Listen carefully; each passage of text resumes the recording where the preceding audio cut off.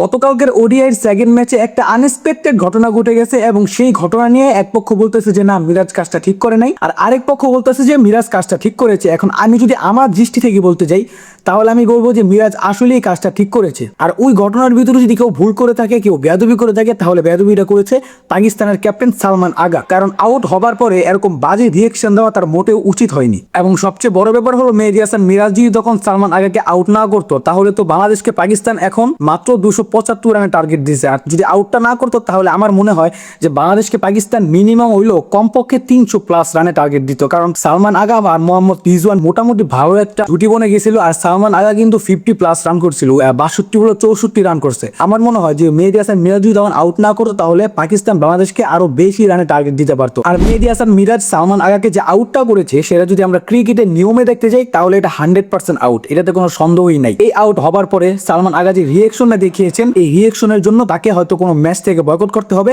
না হলে মোটা অঙ্কের জরিমানা করতে হবে। এবং সাবস্ক্রাইব মাই চ্যানেল যদি তুমিও মনে করে থাকো মেহেদী হাসান মিরাজ আসলেই কাজটা ঠিক করেছে।